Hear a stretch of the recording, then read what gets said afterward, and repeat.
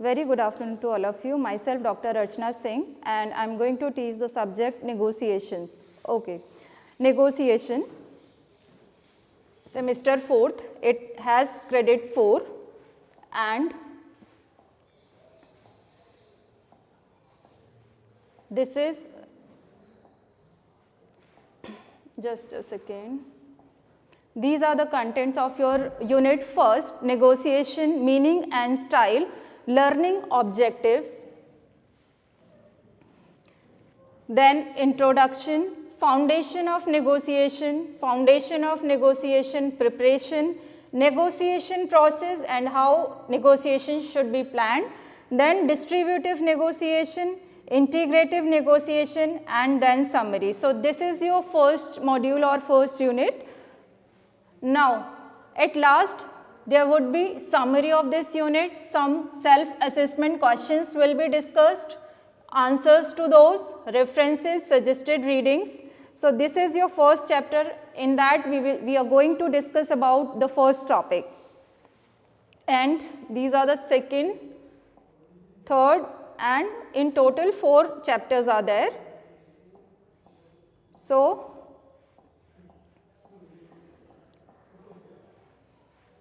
first, when we talk about the first topic about negotiation, what it means? It means जब हम negotiation की बात करते हैं तो इसका मतलब है कि कैसे आपस में एक दूसरे के अगर कुछ भी मिसअंडरस्टैंडिंग है, कुछ भी अगर थॉट्स हैं जिन पे दोनों पार्टीज़ रिलाई नहीं कर रहे हैं एक दूसरे के, तो हम उन चीज़ों को, प्रॉब्लम्स को, उनके सॉल्यूशंस कैसे ला सकते हैं, उनको कैसे सॉर्ट आउट कर सकते हैं. तो parties can resolve their issues और disagreements by using the negotiating method. तो through negotiating method they can solve their issues, solve their disagreements, and negotiation is what? It is a method for reaching a mutually beneficial agreement without engaging any conflict. Okay, तो negotiation का मतलब है कि अगर किन्हीं भी दो parties के बीच में किसी भी चीज़ के regarding disagreement है या उनके बीच में कोई भी issues हैं तो उनको resolve करना by using negotiating मेथड. और ये मेथड क्या है कि म्यूचुअली एक दूसरे के बेनिफिट्स को कंसिडर करते हुए एक दूसरे के साथ एग्रीमेंट करना without making any conflict. So that is negotiation. So this term is directly और indirectly used to describe the communication between parties that has an opposite conflicting interest plus there may be some cooperative actions they can take so they can resolve their issues. So negotiation can be used to resolve any issue that may arise now or to be arise in future, or it may forge future ties between two or more parties by setting the foundation. Okay, so negotiation का मतलब क्या हुआ कि चाहे इस term का मतलब है कि चाहे डायरेक्ट हो या इनडायरेक्ट हो कम्युनिकेशन पार्टीज़ के बीच में, और दोनों पार्टीज़ के जो इंटरेस्ट हैं दैट मे बी डिफरेंट, उनके कॉन्फ्लिक्टिंग इंटरेस्ट हो सकते हैं, तो उन दोनों पार्टीज़ के जो भी कॉन्फ्लिक्टिंग इंटरेस्ट हैं उनको आपस में निगोशिएट करके रिजॉल्व करना विदाउट एनी कॉन्फ्लिक्ट. सो इसकी वजह से कोई भी अगर कमिंग फोर्ज इश्यूज़ हैं या फिर आपके फ्यूचर में कुछ ऐसे इश्यूज आ सकते हैं तो उनको हम किन्हीं भी दो पार्टीज़ के बीच में रिजॉल्व कर सकते हैं. Now in every aspect of daily life, whether it is on individual और इंस्टीट्यूशनल, नेशनल और at an international level, negotiation is unavoidable. हम ऐसा नहीं कह सकते कि कहीं भी किन्हीं भी दो पार्टीज़ के बीच में, चाहे वो इंडिविजुअल लेवल पे है या इंस्टीट्यूशनल लेवल पे है या फिर नेशनल और इंटरनेशनल लेवल पे है, कि वहाँ पे कॉन्फ्लिक्ट्स अराइज नहीं होंगे या ऑल पार्टीज़ जो हैं किसी भी टॉपिक पर लेके उनके एग्रीमेंट्स जो हैं सेम रहेंगे, वो डिसएग्री भी हो सकते हैं. तो नेगोशिएशन हम अपनी डेली लाइफ में भी करते हैं कि अगर हम मार्केट जा रहे हैं तो अगर हमें कुछ चीज़ खरीदनी है तो हम क्या करते हैं, एक शॉप से डायरेक्टली नहीं जाके लेते, हम पहले क्या करते हैं उसका देखते हैं, ऑनलाइन देखते हैं, ऑफलाइन देखते हैं, अलग अलग ऑप्शंस अवेलेबल देखते हैं, फिर देखते हैं कि इसका क्वालिटी और प्राइस इज इट सेम, और अगर वो डिफरेंट है तो क्या प्राइस डिफरेंट है, क्वालिटी डिफरेंट है, और उसके बेसिस पे हम क्या करते हैं, कस्टमर बीइंग कस्टमर हम शॉपकीपर के पास जाके नेगोशिएट करते हैं अपनी चीज़ें कि नहीं इसकी क्वालिटी ये है और हमें इतने में चाहिए। तो in our daily life also we negotiate, okay. तो negotiation in every aspect of daily life, चाहे वो कोई इंडिविजुअल है वो भी नेगोशिएट करता है, अगर आप इंस्टीट्यूशनल या नेशनल और इंटरनेशनल लेवल पे बात करो तो वहाँ भी चीज़ें नेगोशिएट की जाती हैं। ऐसा नहीं है कि फोर्सफुली चीज़ें मनवाई जाएं, वहाँ पे दोनों पार्टीज़ के अपने व्यूज़ हो सकते हैं रिगार्डिंग किसी भी चीज़ के। लाइक इफ़ आई से एट इंटरनेशनल लेवल, तो हमारे जो एग्रीमेंट्स होते हैं तो वहाँ भी दोनों कंट्रीज़ क्या करते हैं, अपने अपने जो टर्म्स हैं कंडीशंस हैं रखते हैं, जहाँ पे नेगोशिएट करते हैं कि कुछ टर्म्स एंड कंडीशंस जो सामने पार्टी है, अदर कंट्री है, वो एग्रीड होगी और कुछ कंडीशंस के लिए वो एग्रीड नहीं होगी। तो वहाँ पे क्या होता है, वहाँ पे आपस में दोनों पार्टीज नेगोशिएट करते हैं कि ये टर्म्स आप हमारी मान लो और ये टर्म्स आप हमारी मान लो। तो on both basis they negotiate, okay. तो negotiation is done in on individual life, daily life में हम नेगोशिएट करते हैं, इंडिविजुअल नेगोशिएट करता है, इंस्टीट्यूशनल लेवल्स पे हम नेगोशिएट करते हैं, नेशनल एंड इंटरनेशनल। तो negotiation is an unavoidable activity, okay. So it has been argued that कि जो नेगोशिएशन है इसका जो बेस्ट मेथड है that is for resolving the conflicts, की नेगोशिएशन जो है वो एक बेस्ट मेथड है अगर कोई भी कॉन्फ्लिक्ट अराइज हो रहा है दो पार्टीज़ के बीच में, या दो पार्टीज़ के बीच में कुछ भी कॉन्फ्लिक्ट है, तो this is considered as best method of resolving conflicts, okay. So it should come as surprise that negotiation can be employed in other conflict resolution process like litigation settlement और mediation also। तो वहाँ भी हम इसका जो है use कर सकते हैं, कि कोई सरप्राइज नहीं है कि अगर हम नेगोशिएशन का यूज़ करें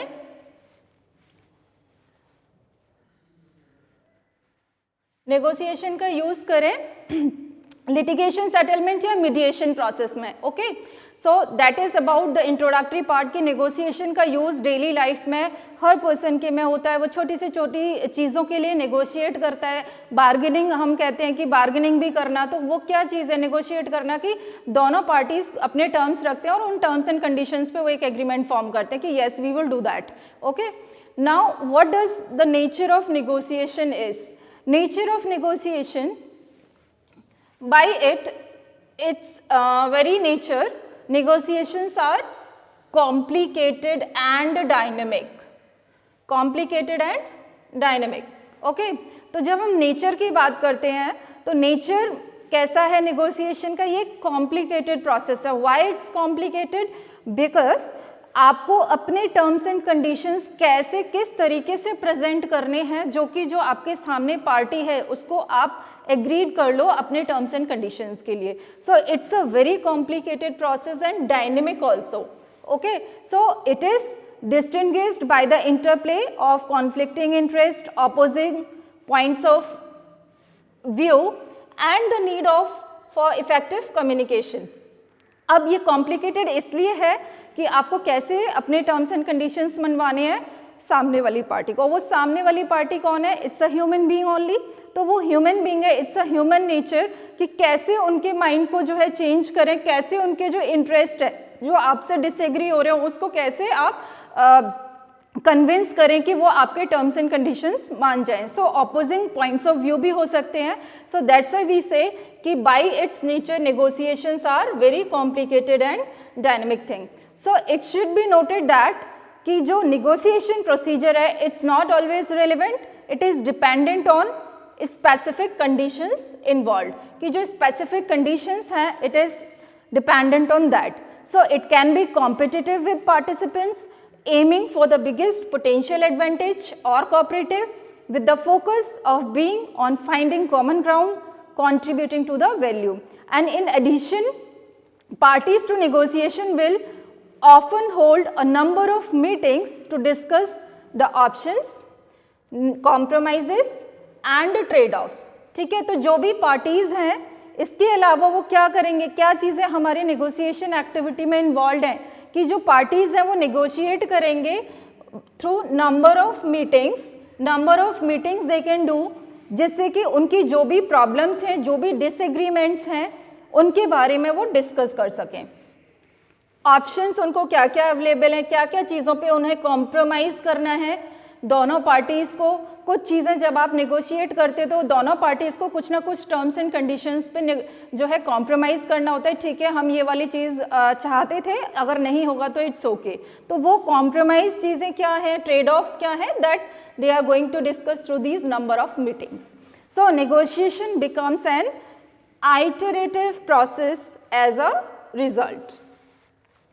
Now the intricacy of negotiation is increased by influence of contextual, कि किस context में आप negotiation कर रहे हो, plus cultural, psychological factors, कि साइकोलॉजिकली क्या ऐसे फैक्टर्स हैं, कल्चरली डाइवर्स इंटरेस्ट हो सकते हैं एंड कॉन्टेक्स्ट अलग हो सकता है। तो इन सारे फैक्टर्स की वजह से जो नेगोशिएशन है उसमें आप जो है कन्विंस करोगे, वो सारे फैक्टर्स को देखते हो। तो इंट्रिकेसी जो है नेगोशिएशन की, वो इन सब फैक्टर्स की वजह से it will be increased.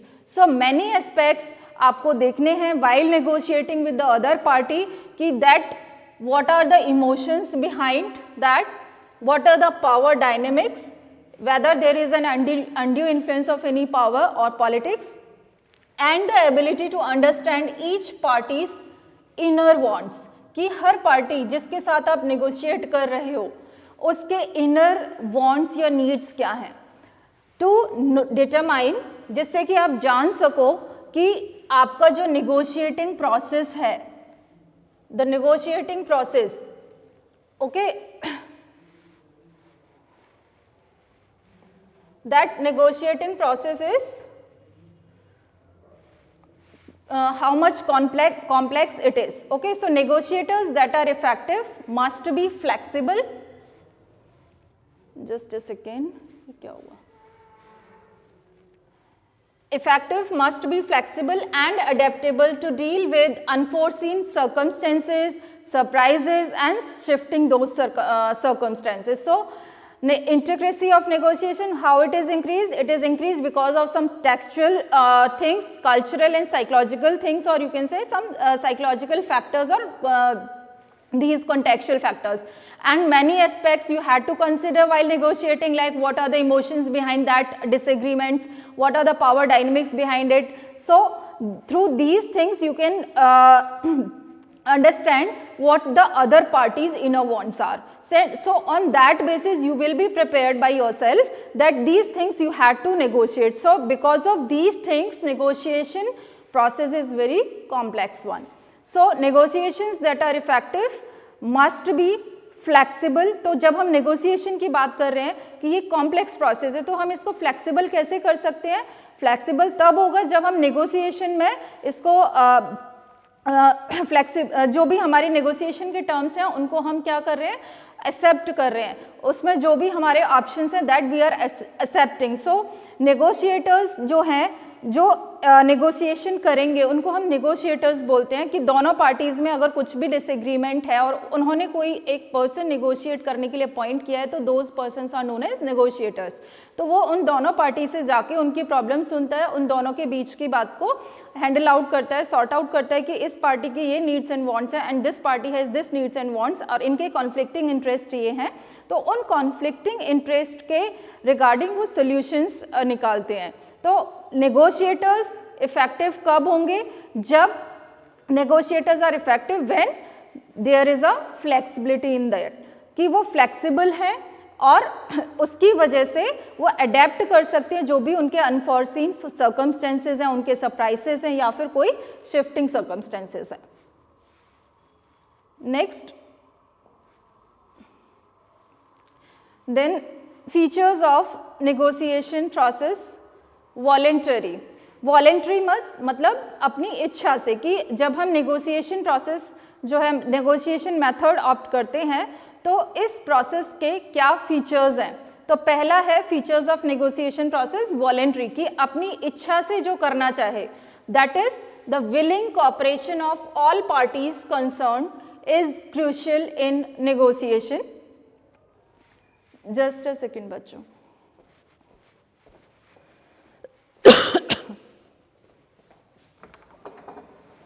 Sir वो हाइलाइटर हट गया, वो कैसे करना है?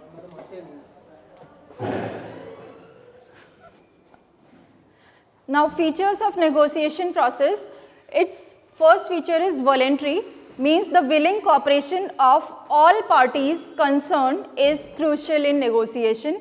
कि जो भी negotiate, okay, so first feature is voluntary. Voluntary means the willing cooperation of all parties. जितनी भी parties आपके negotiation activity में involved हैं, उन सारी पार्टीज़ के बीच में आप नेगोशिएट कर रहे हो या वो पार्टीज़ आपस में एक दूसरे के साथ नेगोशिएट करेंगे, तो उनकी जो विलिंग कॉपरेशन है, ठीक है, विलिंग कॉपरेशन मतलब कि वो अपनी इच्छा से नेगोशिएशन एक्टिविटी पर, मेथड पर आए हैं, कि वो पार्टीज़ चाहते हैं कि वो आपस में सारे लोग नेगोशिएट करें अपना कोई भी कॉन्फ्लिक्ट, जो भी उनका डिसएग्रीमेंट है.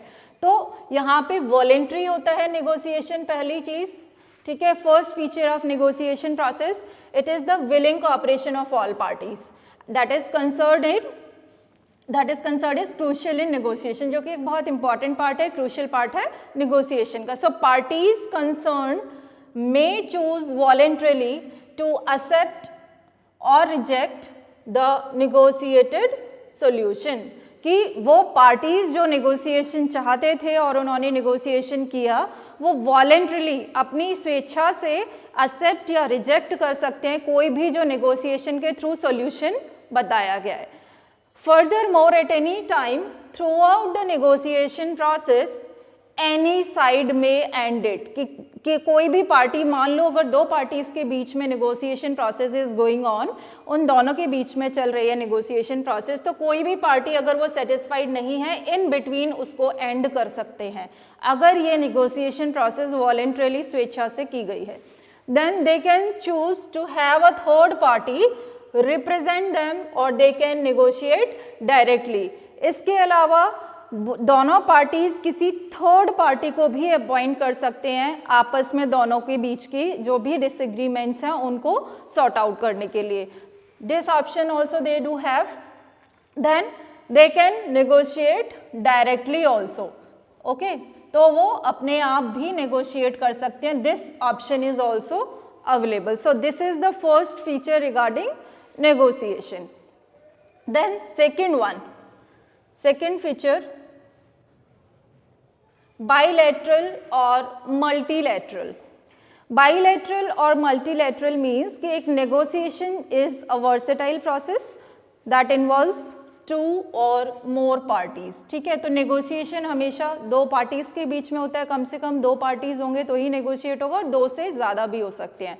तो it may be two or it may be two or more parties. The range of negotiation can span from two parties looking for agreement on the sale of land or house to complex negotiation comprising representatives from various countries.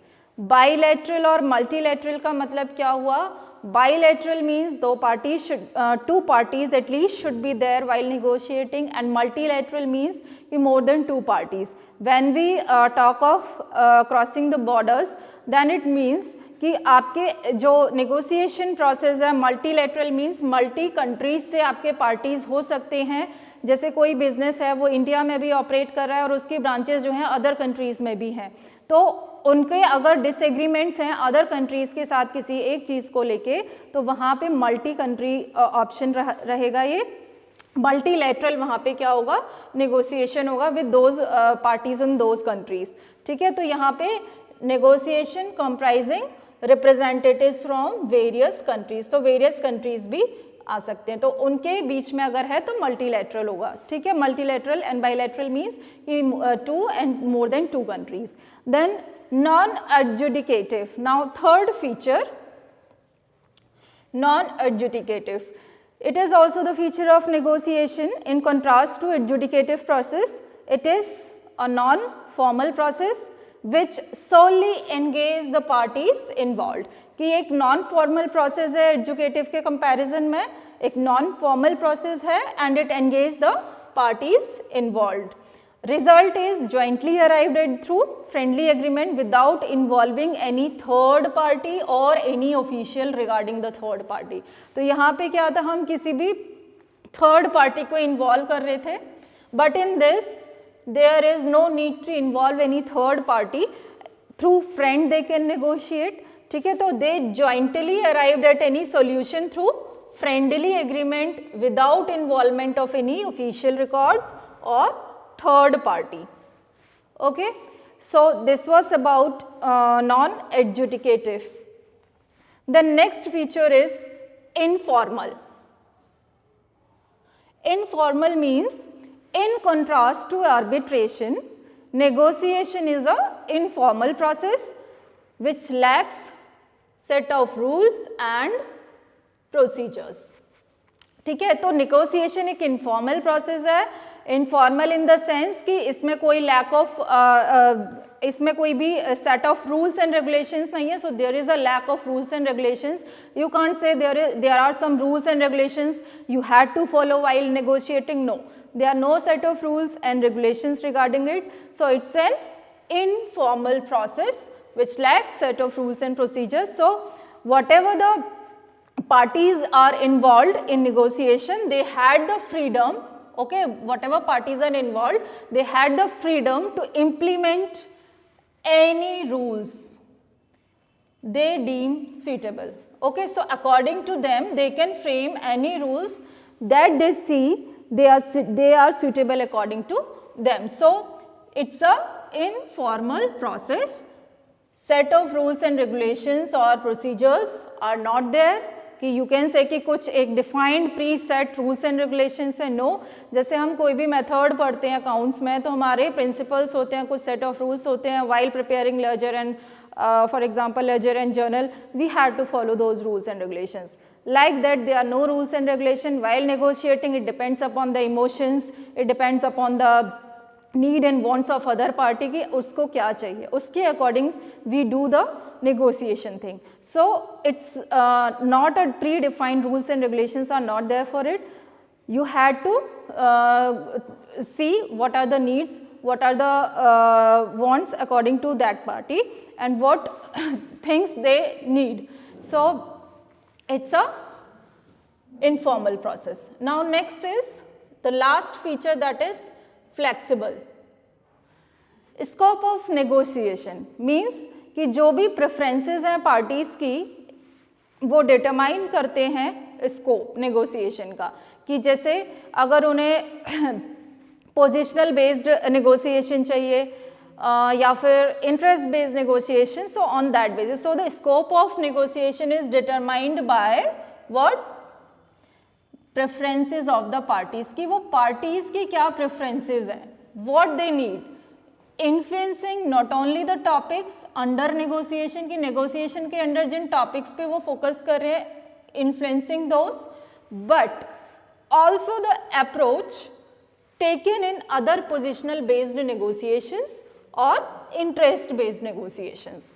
Okay, so scope of negotiation basically जब भी हम scope की बात करते हैं तो उसमें क्या देखते हैं कि दोनों parties के interest क्या हैं, what are the needs and wants of them, तो वो कहाँ तक हैं, उनको हम कहाँ तक cover up करें, those are the preferences of those parties, those are the scope of the negotiation, which influences not only the topics on which they are disagreed, but also the approach taken in other positional based negotiation or interest based negotiation. So these are some of the features that I had discussed, कि while negotiating you had to see whether these features are there or not. Now next topic is scope of negotiation. Scope of negotiation, as I said, what it means कि जो preferences हैं parties के वो क्या हैं, plus जो topics हैं disagreement के उनके regarding, plus approaches जो हैं जो कि positional based negotiations हैं या interest based negotiation है, on that basis you had to consider the scope, and this is the flexible and it comes under the flexible thing. So now next topic, scope of negotiation, what it means कि over the time अगर हम बात करें scope की, so it is not confined to individual institutional, it is at international and national level also. So main goal of negotiation is what? Main goals of negotiation is for the parties to resolve their differences out of the court. Okay? कि वो court में जाने के बजाय अपनी जो भी disagreements हैं, जो भी डिफरेंसेस हैं, उन्हें आपस में ही सॉर्ट आउट कर लें, सॉल्व कर लें.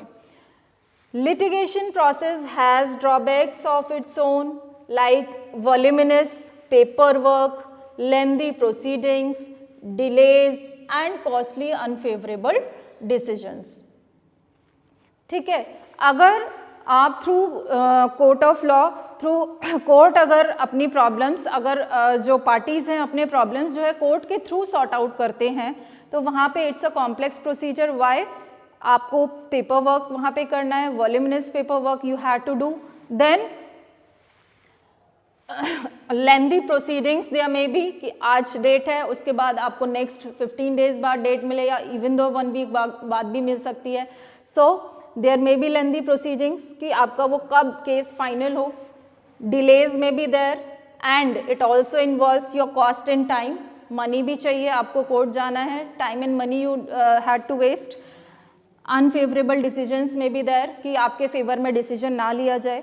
सो for these reasons alternative dispute resolution becomes more well known, and as negotiation gained popularity, so did the need for skilled negotiators. Okay, so for this purpose कि जब कोर्ट में जाते हैं वहाँ पे voluminous paperwork you had to do, lengthy proceedings are there, delays may be there, it may be costly as you had to spend your money and time also, and may be possible कि आपके favour में decision ना लिया जाए. For these reason alternative dispute resolution become more well known. इसलिए negotiation during the time has gained so much popularity. So because of this there is a need for skilled negotiators. So there is a need for skilled negotiators. So negotiation, an informal procedure which helps parties in reaching mutual understanding and agreement, is seen as an alternative dispute resolution method.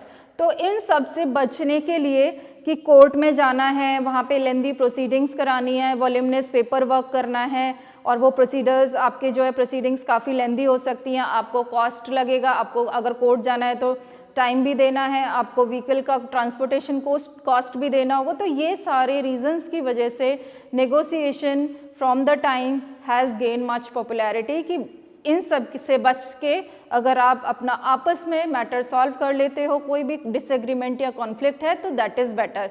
So because of this there is a role of negotiator has came.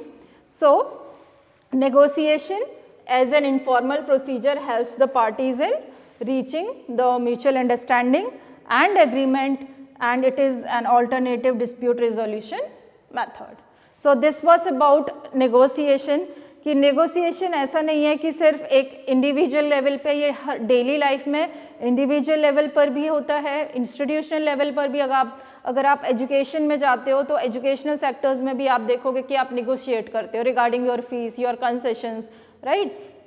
Private sector की अगर बात करें, then on national level, international level also there are we are negotiating the things. Like कोई भी अगर हमारा law पास हो रहा है तो वहाँ भी नेगोशिएशन है.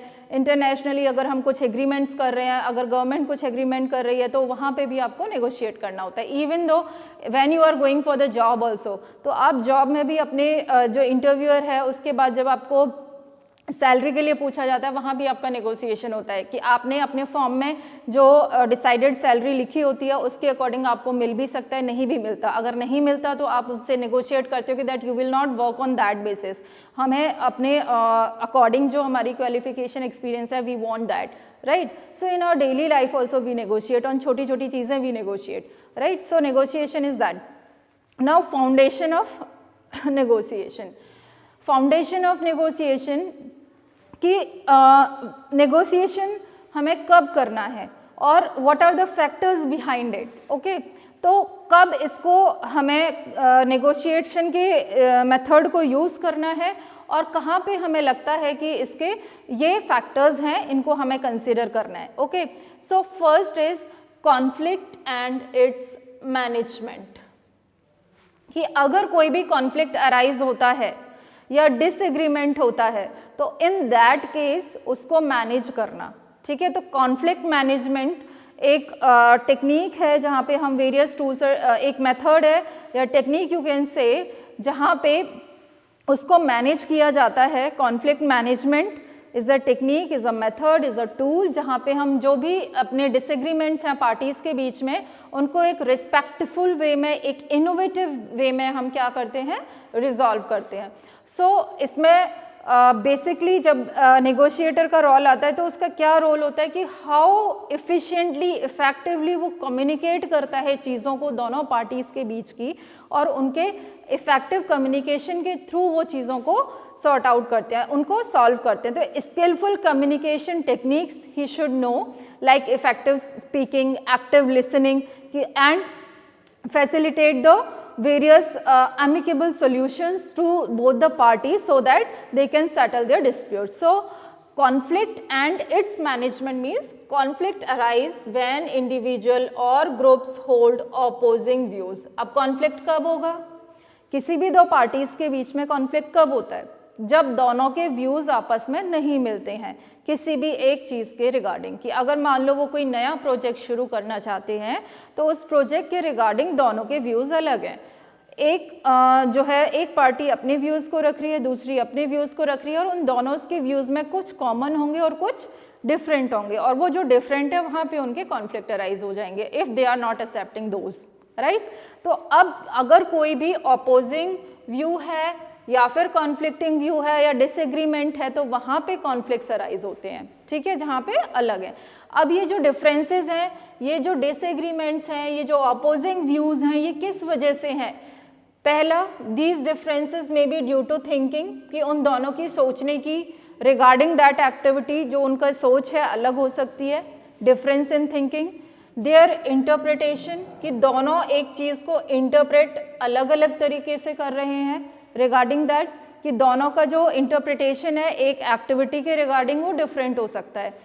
देन वो दोनों के कॉन्फ्लिक्टिंग नीड्स के अकॉर्डिंग अलग हो सकते हैं, कि जो उनकी नीड्स हैं दोनों की, because of those needs there may be conflicting. उनके जो इंटरेस्ट हैं कि मुझे इसमें इंटरेस्ट नहीं है, या उनकी जो मेरी नीड नहीं है, तो वो भी एक फैक्टर हो सकता है. प्लस वैल्यूज़ मैटर करते हैं, कि उनके दोनों पार्टीज़ के जो वैल्यूज़ हैं, जो ट्रेडिशंस हैं, वो वैल्यूज़ डिफरेंट हो सकते हैं. तो अकॉर्डिंग टू वन पार्टी उनके वैल्यू के अकॉर्डिंग दे आर अलाउइंग कि yes we can do that project, but दूसरी पार्टी उनका वैल्यूज़ या जो भी उनके ट्रेडिशंस हैं दे आर नॉट अलाउइंग कि नहीं आपको ये काम नहीं करना है.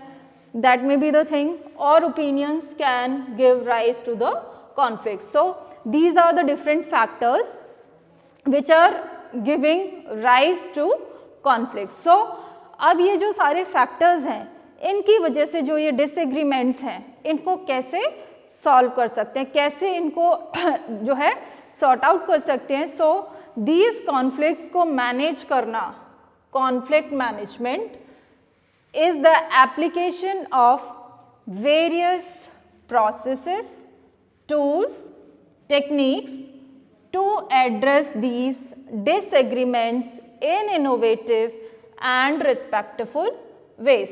कि कैसे ये जो सारे disagreements हैं, जो ये सारे differences हैं, right, इन सारे differences को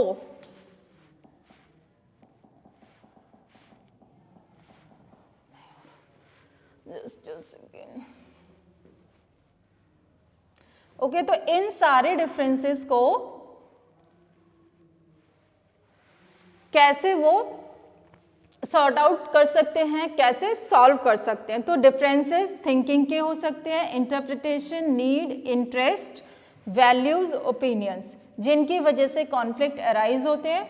और इस कॉन्फ्लिक्ट को मैनेज करने के लिए जो इतने सारे एप्लीकेशन हैं, प्रोसेस हैं, टूल्स हैं, टेक्निक्स हैं, उनको कैसे इन सारे डिफरेंसेस को एक इनोवेटिव तरीके से एक रेस्पेक्टफुल वे में हम क्या कर सकते हैं, सॉल्व कर सकते हैं। तो इसके लिए क्या चाहिए, इसके लिए जो भी नेगोशिएटर्स हैं, जो भी पार्टीज़ हैं, उनके पास skillful communication techniques they had to use, कि उनके स्किलफुल टेक्निक्स का यूज़ करना है, जैसे कि आपकी speaking that should be effective, the party should be active listener so that they can facilitate amicable resolutions and settlement of the disputes, so that they can provide the resolution to these or solutions to these disagreements and they can settle the disputes. So this is about conflict management. Conflict management का मतलब है कि जो भी conflict है, जो भी disagreements हैं, उनको कैसे मैनेज किया जाए। तो conflicts because of change in opinion, because of change in values, because of change in needs, उनकी वजह से डिसएग्रीमेंट्स हो सकते हैं और उनको कैसे आप मैनेज कर सकते हो, through effective listening, through effective communication, speaking skill. These techniques you have to follow so that you can do the resolution and settle the disputes. So this was about the conflict and its management. Now, what are the conflict management styles you had to follow? What are those styles that you should know? So according to the author Kenneth W. Thomas and Ralph H. Gilman, they had listed 5 conflict resolution strategies जो कि managers mostly use करते हैं. So 5 conflict resolution strategies according to the authors Kenneth W. Thomas and Ralph Gilman. There are 5 strategies जो कि managers frequently use करते हैं to sort out or to solve any conflict. So first one, and following components, these following components are the following 5 components make up the Thomas Gilman conflict mode instrument. First is accommodating, second avoiding, third compromising, fourth competing, and fifth collaborating. Okay, so on the basis of these 5 components, managers frequently use these 5 components, and on the basis of these 5 components, they try to manage these conflict among the parties. So one by one we will discuss about these 5 components. First is accommodating, sorry. So first is accommodating. Accommodating means the cooperative and non-aggressive and cooperative conflict resolution style featured by significant cooperation or characterized by significant cooperation. Okay, so accommodating is what? The cooperative plus non-aggressive conflict resolution style, and it is characterized by significant cooperation. Means कि choosing this course of action entails putting the needs and goals of the other party ahead of your own in order to reach a settlement. मतलब क्या हुआ कि accommodating मतलब कि कोई भी जो 2 पार्टीज़ हैं उनमें से कोई भी एक पार्टी अपने जो भी नीड्स हैं, जो भी गोल्स हैं, उनको पहले रखती है, जिससे कि putting the needs and goals of other parties ahead, मतलब 2 पार्टीज़ हैं, दोनों डिसएग्रीड हैं और उनमें से कोई भी एक पार्टी अपने गोल्स और नीड्स को पीछे रख के दूसरे पार्टी के नीड्स और गोल्स को पहले रखती है कि ठीक है हम पहले आपकी चीज़ों पे एग्रीड होते हैं, उनको एकोमोडेट करते हैं, राइट? तो that is accommodating and it means choosing this course of action will let putting the needs and goals of other party ahead of your own. Okay, so main thing is what कि दूसरी party जो है अपने सामने वाली party के जो भी नीड्स या गोल्स हैं, अपनी नीड और गोल्स से पहले अदर पार्टी के नीड्स और गोल्स को पहले रखती है, जिससे कि वो जो भी डिसएग्रीमेंट है वो एंड हो जाए, वहाँ पे सॉल्व हो जाए। तो अकोमोडेटिंग इज दैट कि मान लो मैं और मेरा फ्रेंड हम दोनों कहीं जाना चाहते हैं और दोनों की अलग अलग सोच है, अलग अलग ओपिनियंस हैं। अकॉर्डिंग टू वैल्यूज़ मैं मंदिर जाना चाहती हूँ और वो कहीं मॉल में घूमने के लिए जाना चाहते हैं। दोनों का पर्पस था हम कहीं घूमने जाएं, मेरा मन है मैं मंदिर जाऊं और वो कहता है कि नहीं मैं मॉल जाऊंगा, राइट। तो दोनों के ओपिनियंस डिफरेंट है, पर्पस सेम है, घूमना था। तो वहाँ पे मैंने अगर कहा कि ठीक है आपके पहले चलते हैं मॉल, फिर बाद में देखेंगे, तो यहाँ पे क्या हुआ कि मैंने उसकी बात को पहले ऊपर रखा, मैंने उसको अकोमोडेट किया। सो अकोमोडेट इज व्हाट कि putting the needs and goals of the other party, putting the needs and goals of the other party ahead of your own, okay, so that we can solve that disagreement, disagreement among them. So this approach is very helpful for quickly resolving minor conflicts. अगर ऐसे छोटे मोटे conflicts हैं तो उसके लिए instead of going to the court you can solve by listening to each other through negotiators or whatever the parties need and these minor conflicts इस तरीके से आप सॉल्व कर सकते हो। क्विकली आपको रिस्पॉन्स मिलेगा, क्विकली आपका एग्रीमेंट जो भी डिसएग्रीमेंट्स हैं वो सॉर्ट आउट हो जाएंगे, which makes it advantages in commercial settings. जो आपके कमर्शियल सेटिंग्स हैं वहाँ पे instead of going to court they do this thing. So furthermore an accommodating attitude also works well in interpersonal relationships, okay. तो ये accommodating work is also work like जैसे मैंने कहा रूममेट्स हैं, स्पाउसेस हैं, किड्स हैं, राइट। तो वहाँ पे भी इंटरपर्सनल रिलेशनशिप्स में अकोमोडेटिंग एटीट्यूड अगर आप ये स्किल रखते हो तो it's a better one for preserving a rapport is more important than being right. कि व्हाट इट मीन्स रैपो मतलब कि अपनी ईगो में अगर हम डिसएग्रीड हैं एंड बिफोर इट कि हम अपना रेपो मेंटेन करने के लिए नहीं वी शुड डू दैट, तो हम क्या करते हैं कोर्ट चले जाते हैं, मेरी इमेज खराब हो जाएगी, मेरा रेपो खराब हो जाएगा। नो, फॉर दैट पर्पस अगर आपका कुछ माइनर डिसएग्रीमेंट है, माइनर डिस्प्यूट है in case of business small businesses, तो वहाँ पे in case of repo it is more important than being right. तो वहाँ पे आप छोटे मोटे माइनर जो भी डिस्प्यूट्स हैं उनको अपने आप थ्रू अकोमोडेट सॉल्व कर सकते हो। But it's also important to understand that even while accommodation works in some circumstances there are other times when a more proactive strategy could be required, okay. So we can't say that कि सिर्फ accommodate करके ही आप चीज़ों को resolve कर सकते हो, through this only you can resolve. No, there are some other times also जहाँ पे अकोमोडेशन में proactive strategy you had to take to solve the particular dispute. Proactive means पहले से ही आप स्ट्रैटेजी बना के उस एग्रीमेंट को जो भी डिसएग्रीमेंट है उसको सॉल्व कर लो, right. So this was about accommodation, accommodating thing, okay, conflict management style, जिनमें 5 techniques we are discussing. So this was about the first technique कि accommodate करना, अपनी बात जो भी आपका डिसएग्रीमेंट है दो पार्टीज़ के बीच में, तो एक पार्टी अपने नीड्स एंड वांट्स को पीछे रख के जो आप उसके सामने वाली जो कॉन्फ्लिक्ट है उसमें जो सामने पार्टी है उसके कॉन्फ्लिक्ट को पहले रिजॉल्व करती है, उस पर एग्रीड होती है, उसको पहले रखती है, उनकी टर्म्स एंड कंडीशंस को उन पे एग्रीड होती है, देन वो अपने जो है टर्म्स एंड कंडीशंस देखते हैं। सो this was about accommodating. Now the next is avoiding. Just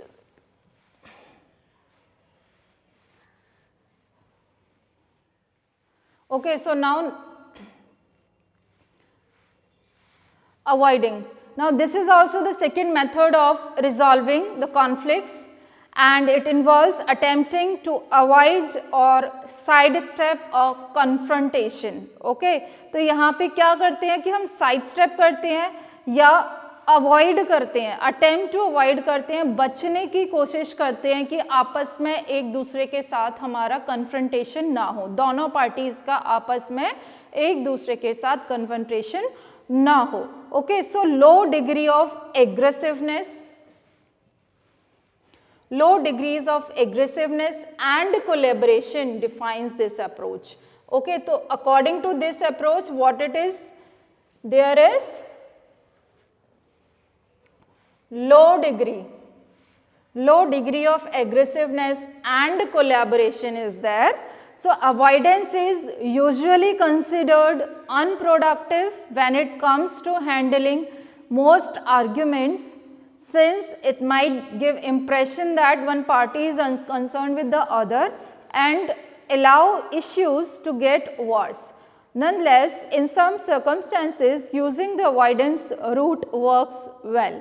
तो अवॉइडिंग का मतलब ये है कि while there is a conflicting interest between the both parties, दोनों पार्टीज में अगर उनको लगता है कि हम अगर इस डिसएग्रीमेंट को अवॉइड करते हैं, राइट, कन्फ्रंटेशन नहीं होता दोनों पार्टीज का और कोशिश करते हैं अवॉइड करने की, तो this may work in some situations while it is considered as an unproductive. Unproductive इसलिए क्योंकि वहाँ पे जो उनके डिसएग्रीमेंट्स हैं वो सॉल्व नहीं हुए, वो अवॉइड करते हैं उन डिसएग्रीमेंट्स को, राइट. तो इसलिए इसमें कोई solution they are not getting, they are just avoiding those conflicts, right. So that's why it is considered as unproductive while handling most of the arguments. Why? Because इसमें ये माना जाता है one party while define this approach considered unproductive. Why?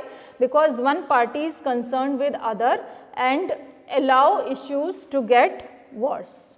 Okay, so when it comes to handling most of the argument, what the other party is thinking, it might give impression that one party is concerned with other, कि एक party को दूसरी जो उसकी opposing party है उसके लिए concerned ही नहीं है, वो unconcerned है और वो इन issues को allow कर रही है कि वो और worsen हो जाएं. वर्सन इन द सेंस कि जब कोई सोल्यूशन नहीं होगा तो वो चीज़ें उनकी पाइलअप होंगी, वो इश्यूज और बढ़ते जाएंगे और वो सिचुएशन और वर्स हो जाएगी.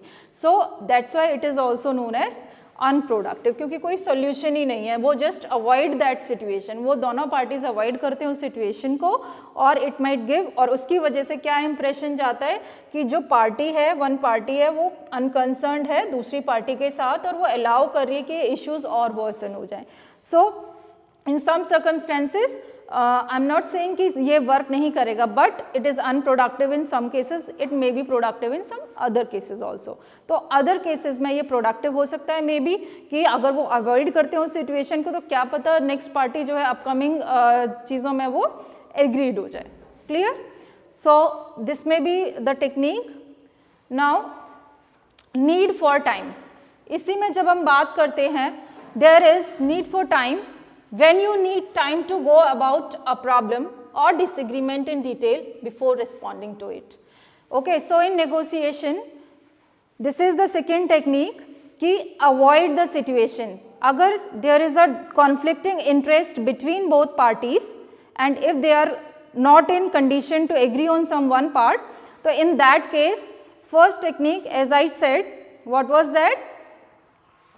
That was accommodate, कि एक पार्टी अपनी बात को ना रख के दूसरी जो उसकी अपोजिंग पार्टी है उसके टर्म्स एंड कंडीशंस को पहले अकोमोडेट कर दे.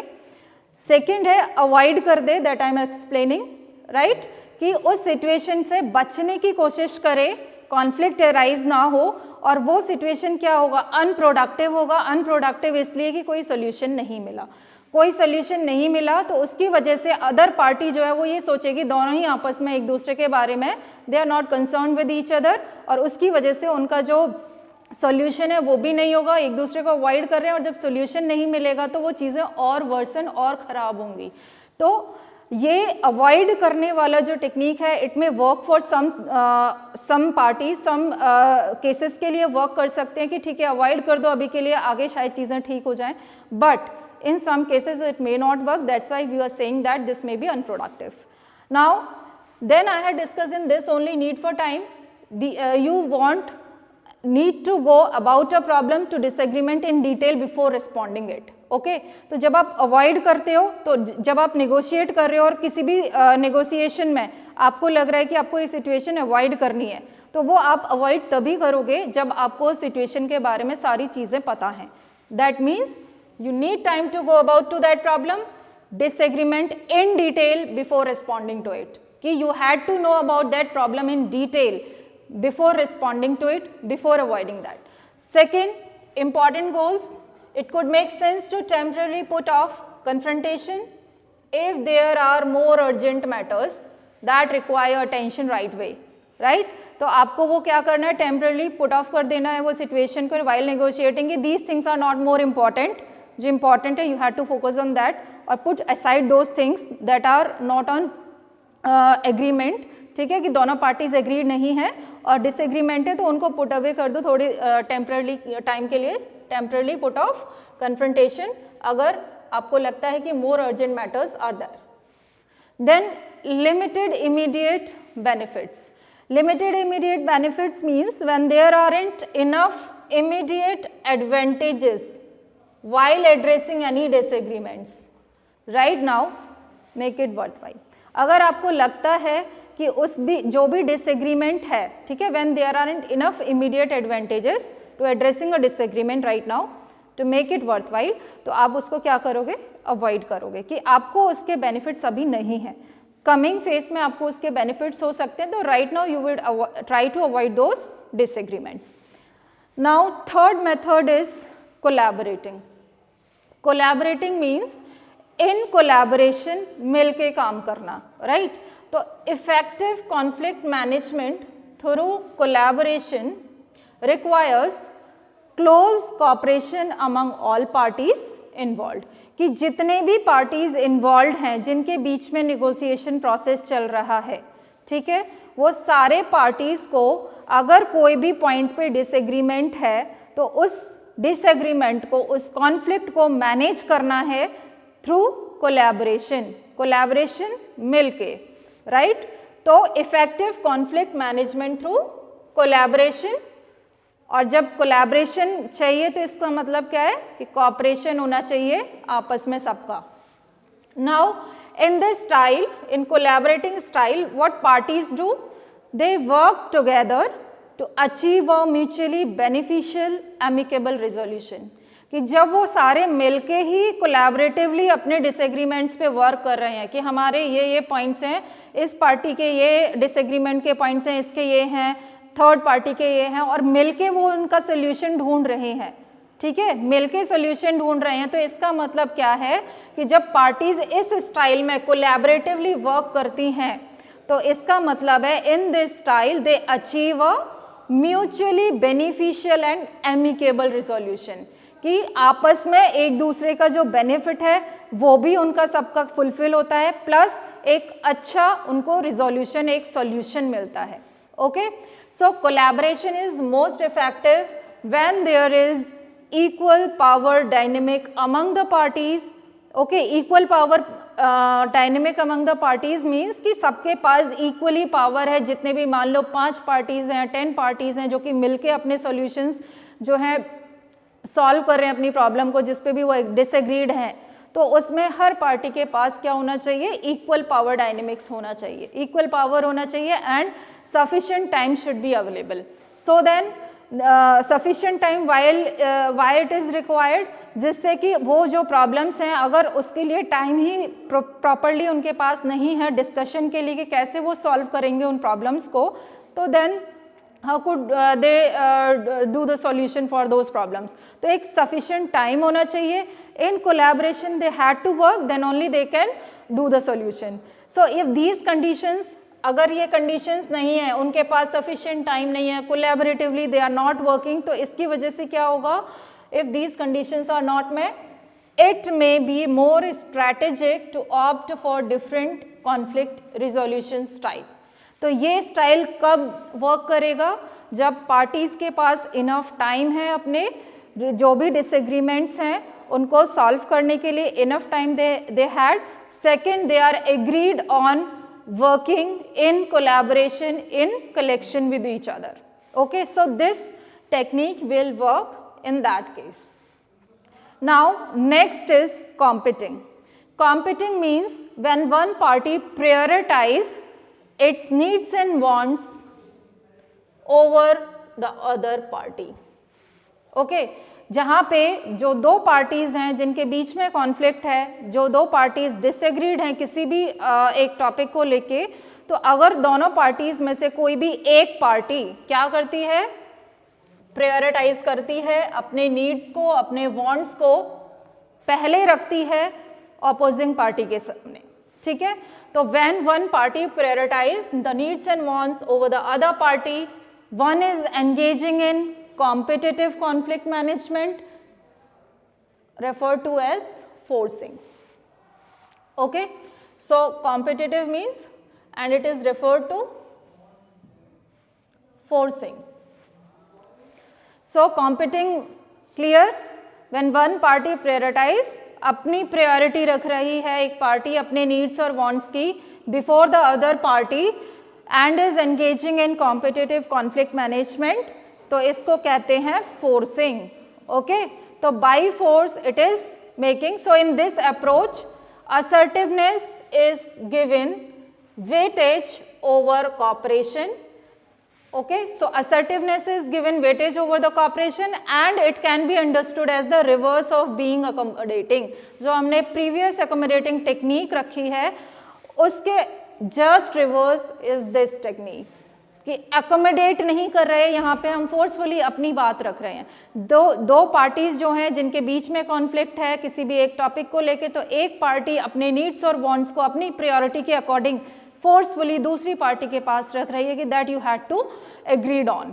सो that's why we are saying it as forcing. So in this approach assertiveness is given weightage over the cooperation and it can be understood as the reverse of being accommodating. So one might think that this approach is not suitable, but there are circumstances where it is important if one party want to fix the conflict fast. तो वहाँ पे ऐसे situations हो सकते हैं जहाँ पे एक पार्टी चाहती है कि ये हमारा जो भी डिसएग्रीमेंट है फटाफट से ख़त्म हो जाए, तो वहाँ पे वो फोर्सफुली अपने नीड्स और वांट्स को प्रायोरिटी पे रख के दूसरी पार्टी को फोर्सफुली बोलती है कि yes you had to agreed on these things. So this is just opposite of accommodating. So this party is not accommodating the another party, right? So but there are circumstances if want to fix the conflict fast. So in that case, if that parties want कि ये conflict fastly resolve हो जाए, in that case it can do that. So the party that does so has a place of greater authority compared to other parties. और ये कौन party कर सकती है? जिसके पास ज़्यादा पावर होगी. तो जहाँ पे जिस पार्टी के पास ज़्यादा पावर होगी वही इस केस को, वही इस मेथड को फॉलो कर सकता है कि उसके पास ज़्यादा पावर है, उसने अपने नीड्स वांट्स प्रायोरिटाइज किए, अपने ऊपर रखे, दूसरे पार्टी को बोला कि yes you had to opt for it, you had to adopt it. Now last one is compromising. Compromising means कि ये compromising requires cooperation from all parties. Okay, तो यहाँ पे okay class, in next class we will discuss the further more topics.